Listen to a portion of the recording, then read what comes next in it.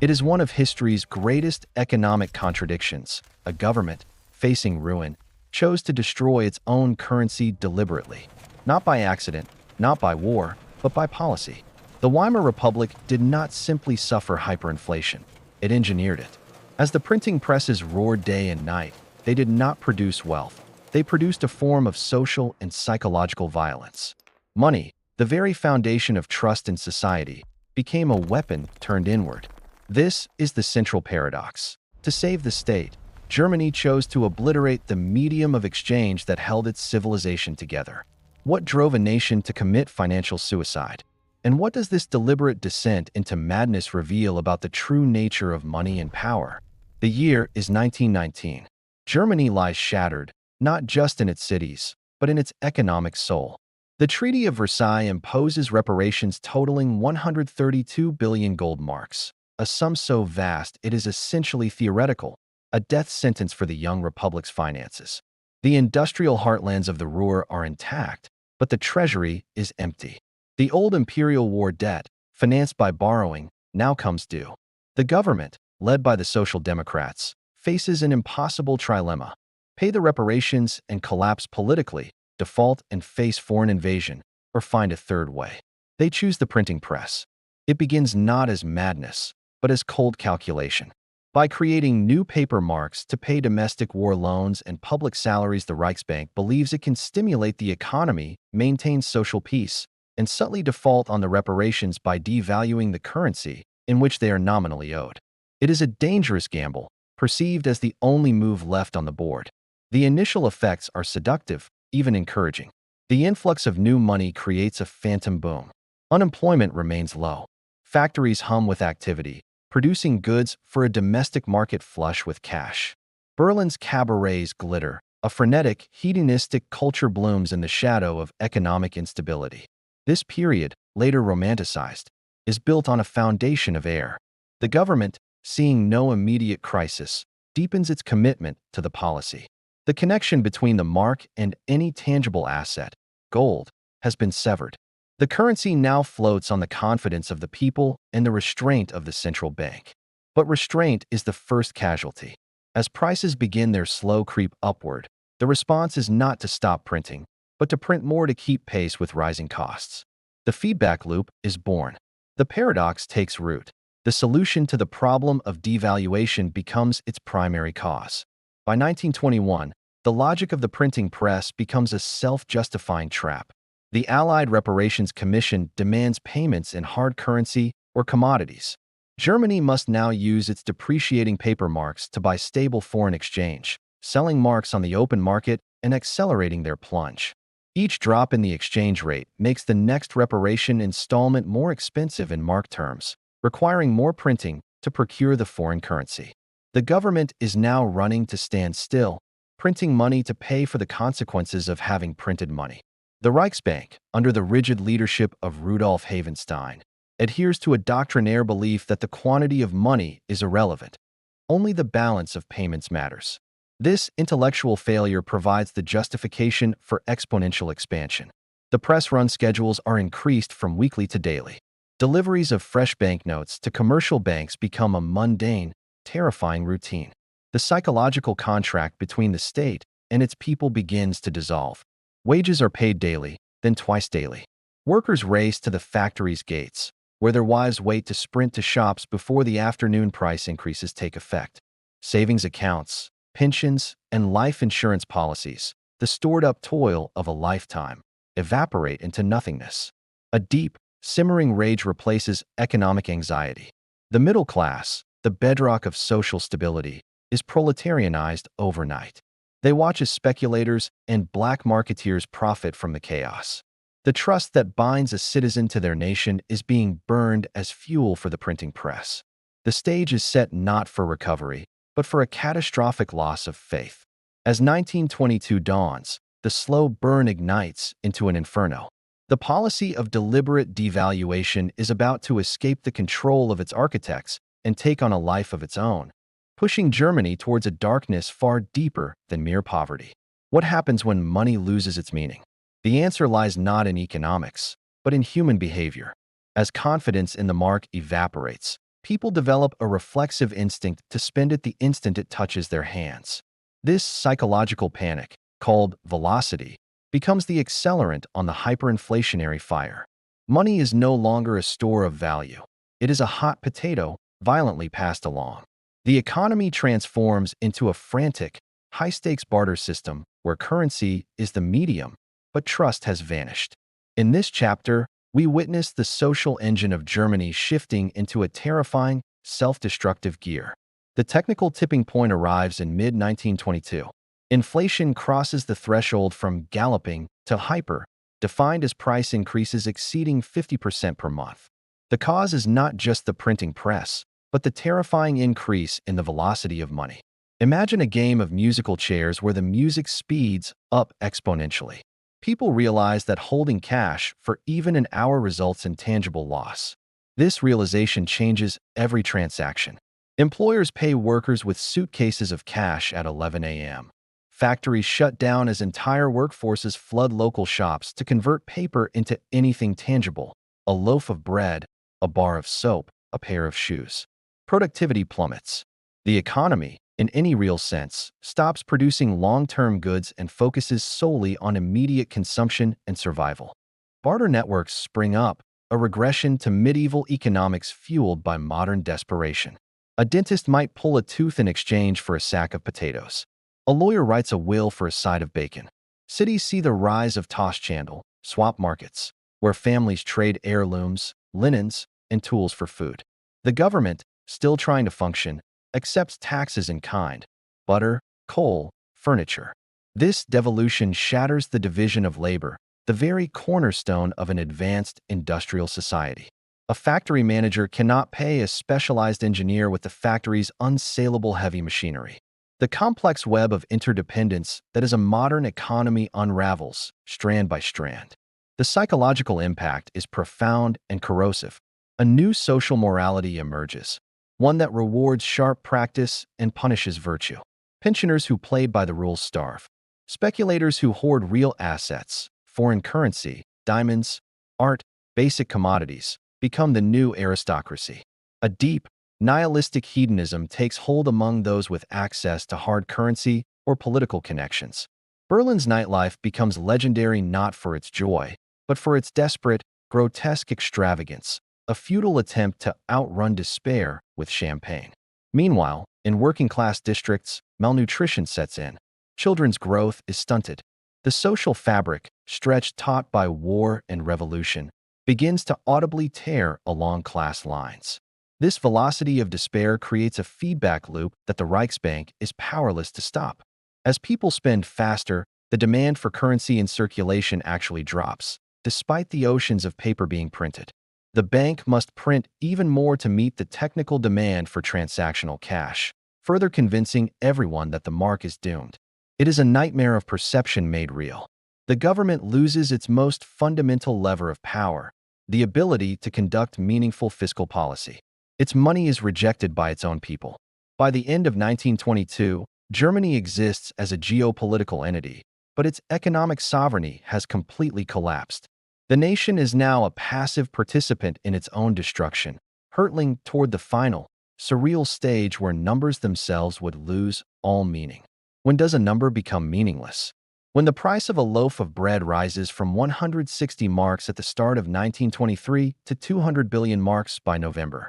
Mathematics itself breaks down under the weight of zeros.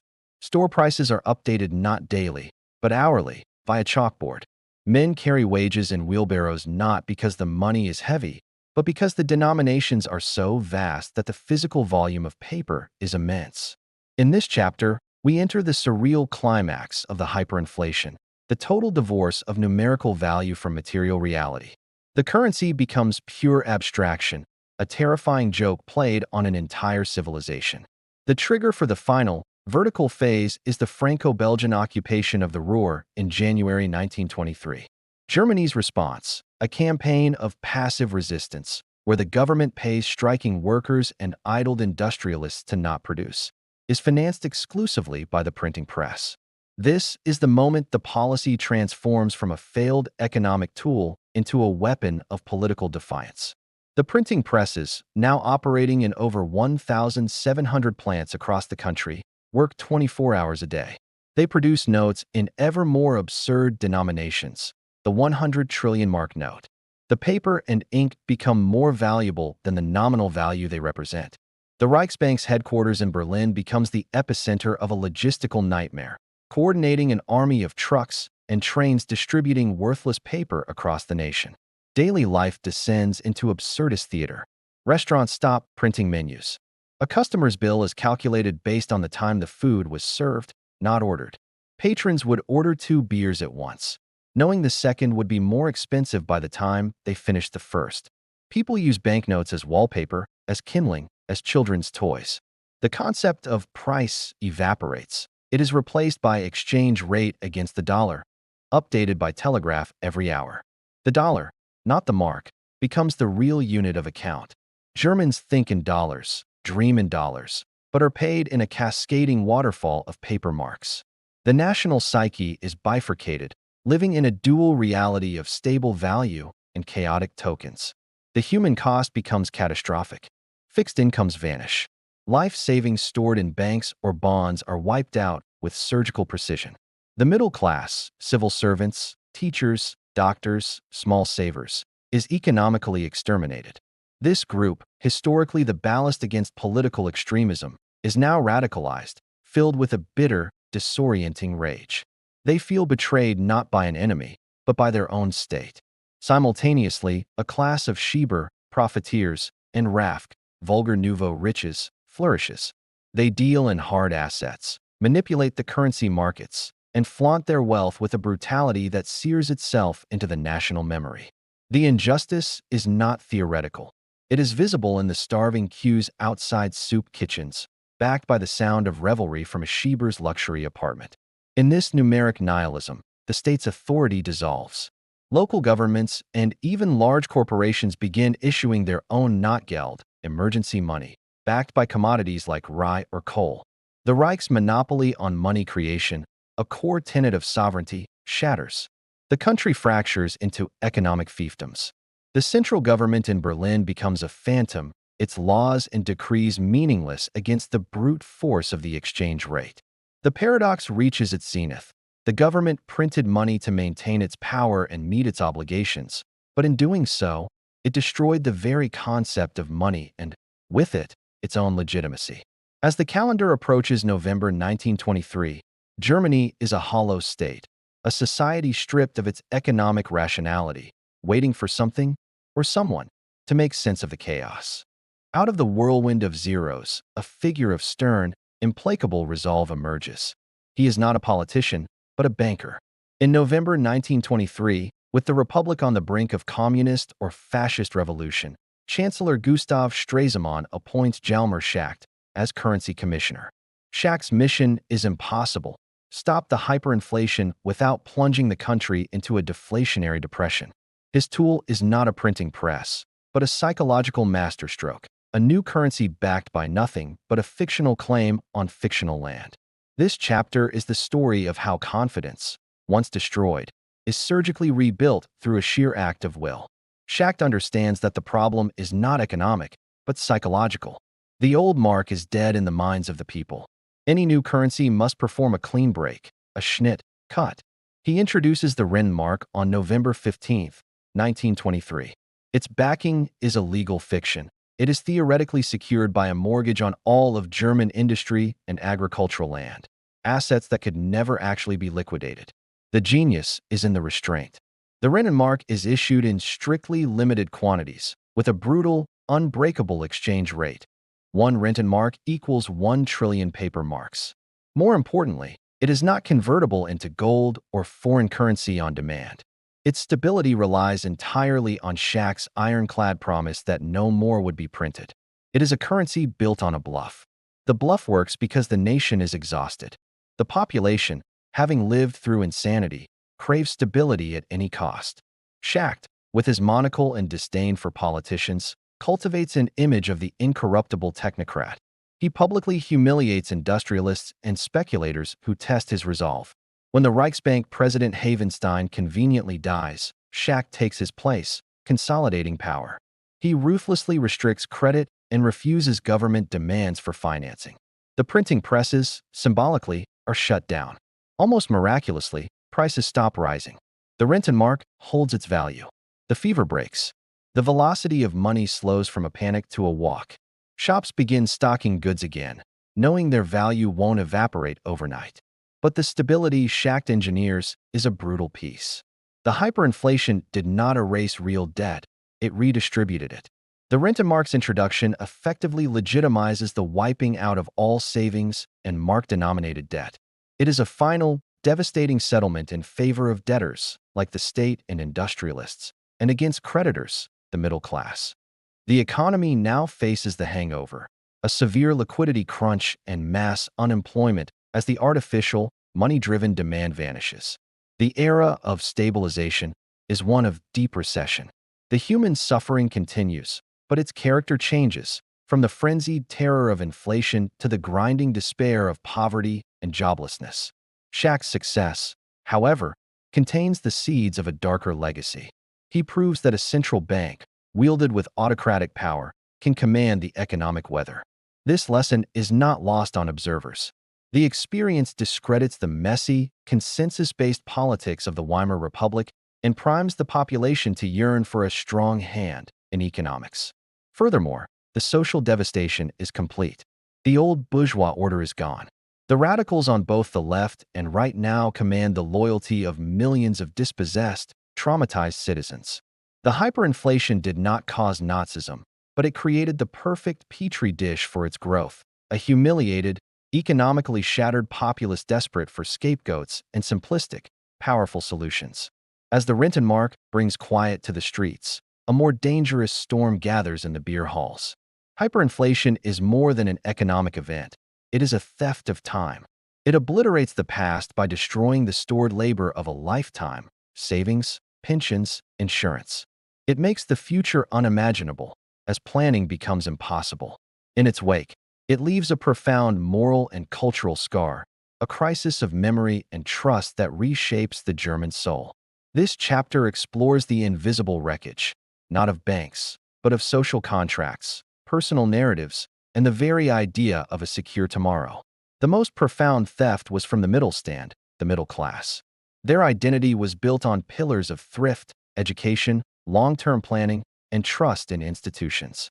They saved for retirement, paid insurance premiums, invested in war bonds to support the fatherland. The hyperinflation converted these acts of virtue into acts of folly. A lifetime of deferred gratification was rendered worthless. The psychological blow was existential. It created a front generation of economic veterans who felt they had followed all the rules only to be betrayed by the state, the banks, and the system itself. This bitterness translated into a deep-seated hostility toward the Weimar Republic, international finance, often coded as Jewish, and liberal democracy itself, which they saw as weak and corrupt. Culture and the arts mirror the disintegration. The era produces the frenetic, distorted visions of expressionist cinema like The Cabinet of Dr. Caligari, a world of shadows and unstable realities.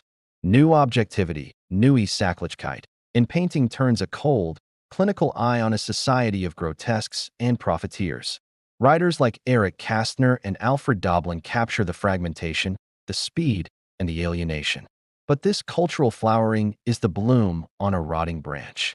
It is a diagnostic art, describing a sickness. The hyperinflation experience popularizes a cynical, materialist worldview. If money is an illusion, then all abstract values, morality, honesty, patriotism, are suspect.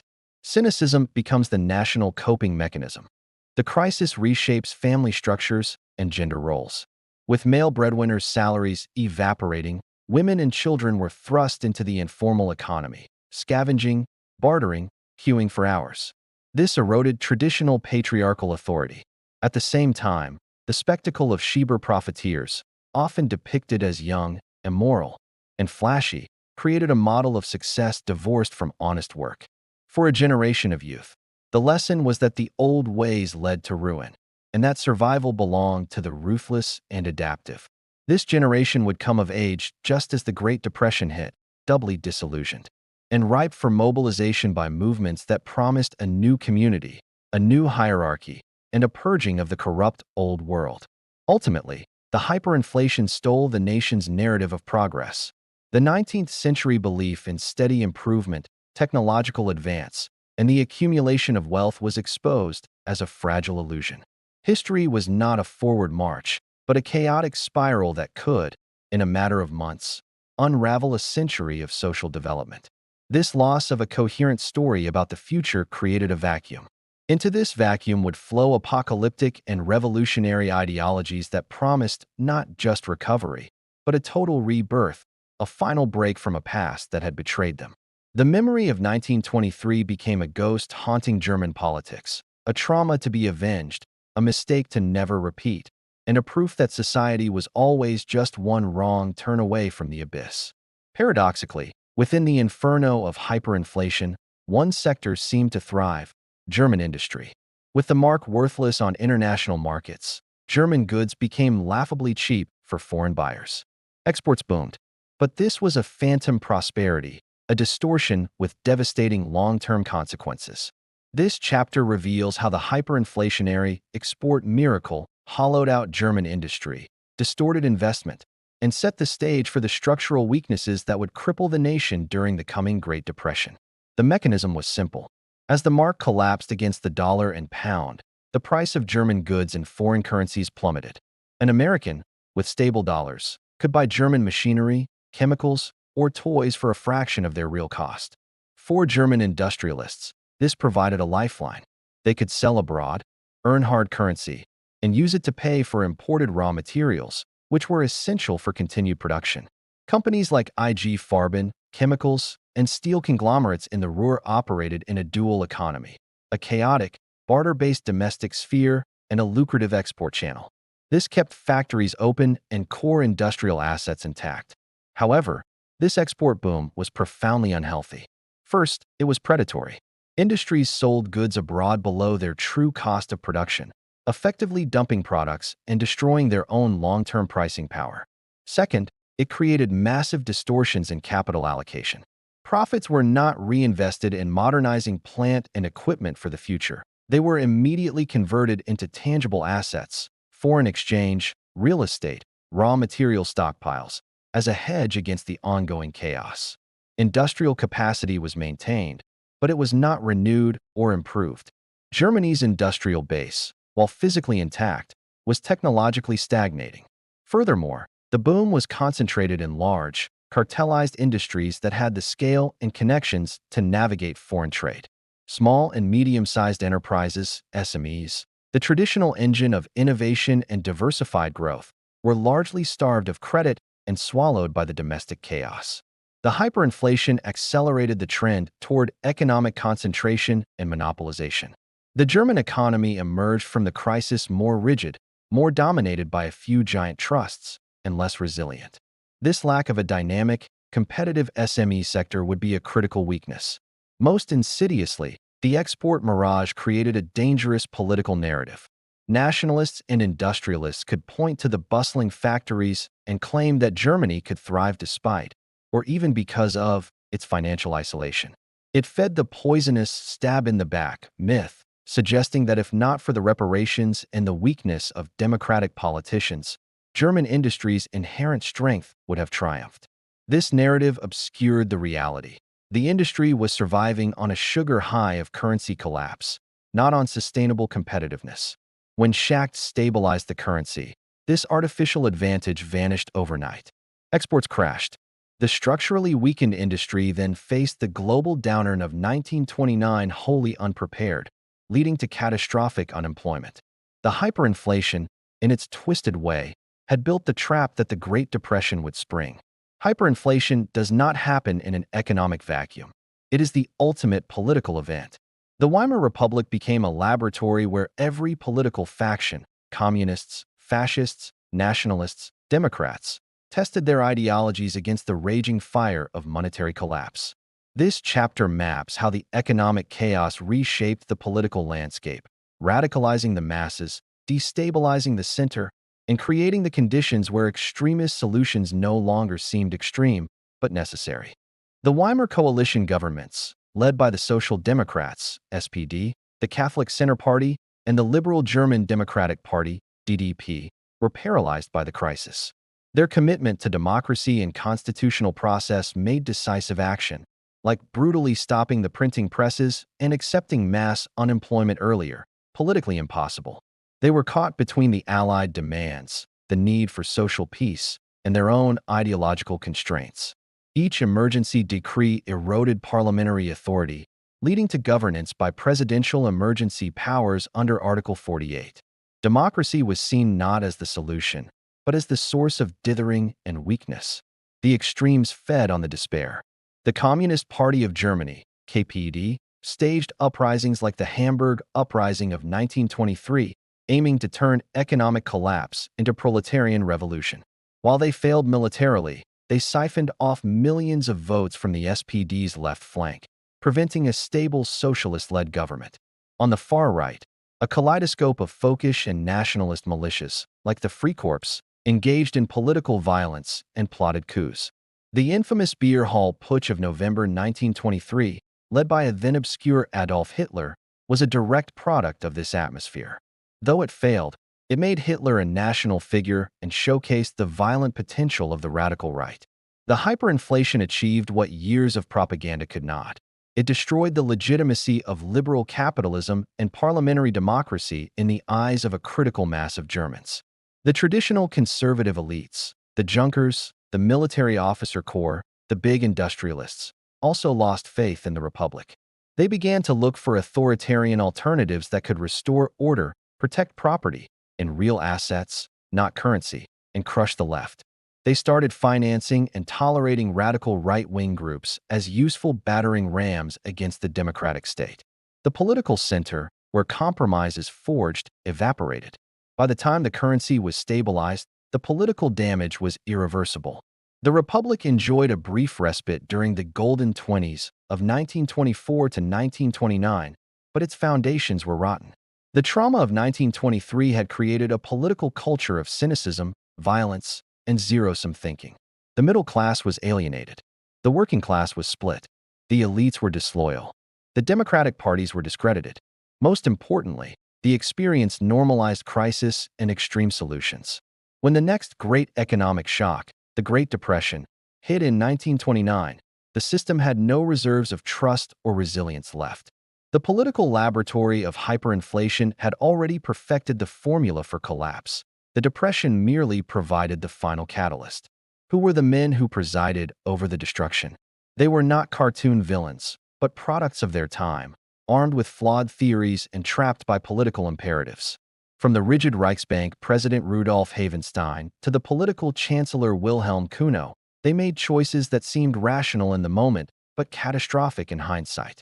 This chapter profiles the architects of the chaos, examining the intellectual failures, the moral blind spots, and the political pressures that turned a manageable crisis into a national catastrophe. Rudolf Havenstein, president of the Reichsbank from 1908 to his death in 1923, is the central tragic figure. A career bureaucrat of impeccable honesty, he was a devout believer in the real bills doctrine. This archaic theory held that as long as the Reichsbank only printed money to discount short-term commercial bills, IOUs for real goods in transit, the money supply would regulate itself and no inflation could occur. He literally could not comprehend that the government was creating fake, commercial bills to fund its deficits, and that in a crisis of confidence, the doctrine was meaningless. His technical rigidity and refusal to acknowledge the reality of the exchange rate collapse made him the perfect instrument of disaster. Chancellor Wilhelm Kuno, 1922 to 1923, a shipping magnate with no party affiliation, represented the hope that a pragmatic businessman could solve the crisis. His policy was the disastrous, passive resistance in the Ruhr. Financed by the printing press, it was a nationalist gesture that played well domestically but economically suicidal. Kuno understood the need for foreign investment and renegotiation of reparations, but his strategy of trying to force concessions through economic collapse backfired spectacularly, directly triggering the final hyperinflationary explosion. He was a man of action, but his action was calamitous. The political leaders of the SPD and Center Party, like Friedrich Ebert and Joseph Wirth, were trapped in a moral and political bind. They feared that stopping the printing presses would cause immediate, massive unemployment and social unrest, potentially leading to a communist revolution. They chose what they saw as the lesser evil: slow devaluation over sudden deflationary shock. Their error was in underestimating the nonlinear, accelerating nature of the loss of confidence. They managed politics, not economics, hoping for an international solution, like an American loan or reparations revision, that never came in time. Their incrementalism was no match for an exponential crisis. Finally, there were the enablers, the industrialists and agrarian elites. Giants like Hugo Stinnes actively supported the inflationary policy in its early stages. It wiped out their massive war debts, made their exports cheap, and weakened the bargaining power of labor unions. They used their political influence to oppose tax increases or meaningful fiscal reform that would have slowed the printing. Only when hyperinflation threatened to devour the social order entirely, and with it, their own positions, did they turn against it. The architects were not a small cabal. They were a broad coalition of the rigid, the well-intentioned, the nationalist, and the self-interested, all contributing brick by brick to the Tower of Chaos. Germany's hyperinflation was not a domestic drama. It was a seismic event in the global order. It terrified the world, reshaped international finance, and directly led to the Dawes Plan of 1924, an American-led redesign of the European economy. This chapter steps back to view the crisis from London, Paris, and Washington, revealing how Germany's internal collapse forced the victorious Allies to confront the unintended consequences of Versailles and set the stage for an even greater global catastrophe. The initial Allied position, particularly of France under Prime Minister Raymond Poincaré, was rigid and punitive. France needed reparations to rebuild its devastated north and to cripple German industrial power permanently. The occupation of the Ruhr was the ultimate enforcement action. However, as Germany descended into chaos, a realization dawned in London and Washington. A completely bankrupt, radicalized Germany was a greater threat to European stability than a recovering one. The hyperinflation proved that Germany could not pay in any meaningful way without destroying itself and taking the continent's economy with it. British and American bankers began to pressure their governments to intervene. The savior was American capital. In 1924, the Dawes Plan, engineered by the American banker Charles G. Dawes, formally ended the Ruhr occupation and restructured reparations. Germany's annual payments were reduced and linked to its economic capacity.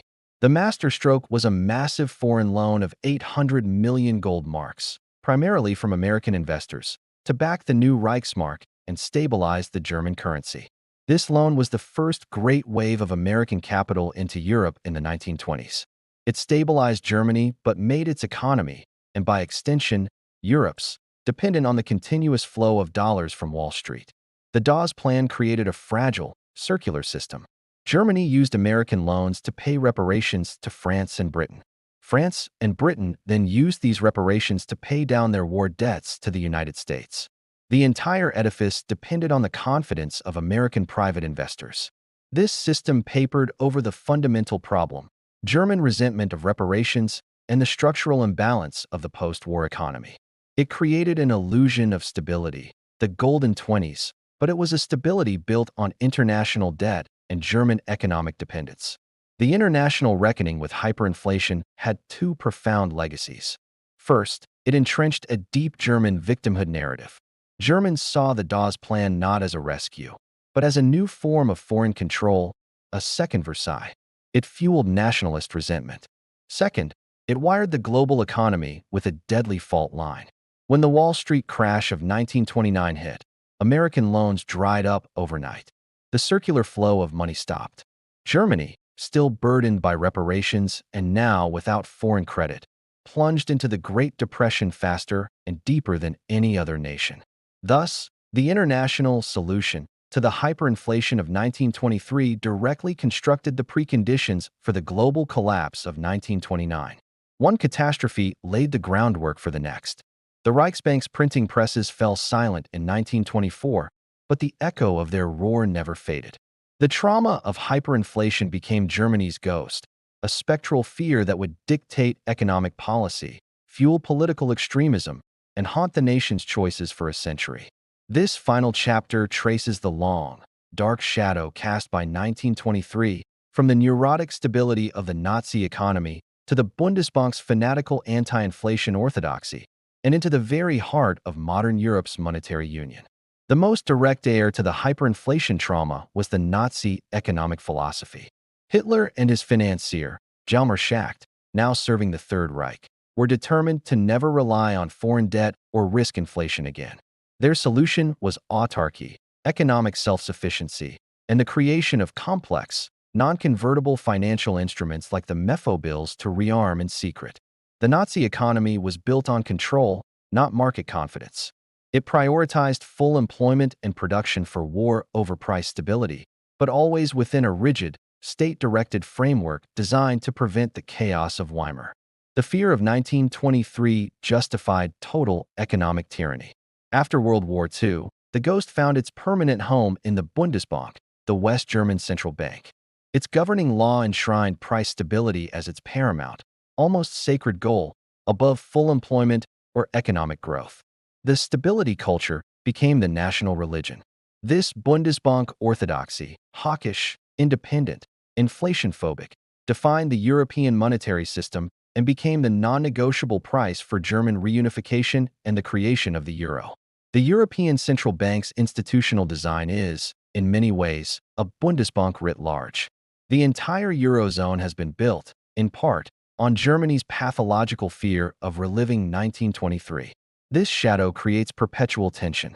In every modern crisis, the 2008 financial meltdown, the European debt crisis of 2010 to 2012, the COVID-19 pandemic, the German political and economic instinct is to fear inflation and moral hazard above all else.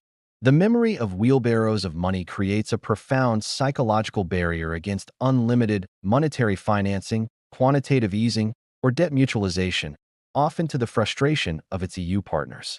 For Germany, fiscal discipline is not just economics. It is a moral imperative, a bulwark against societal collapse. The ultimate paradox of the German hyperinflation is that it was a failure of too little state power in the monetary realm, which bred a century-long obsession with too much state-enforced discipline. It proved that money is a shared hallucination, and when the shared trust dies, society can unravel with terrifying speed. The lesson Germany learned was not about the flexibility of money, but about its fragility.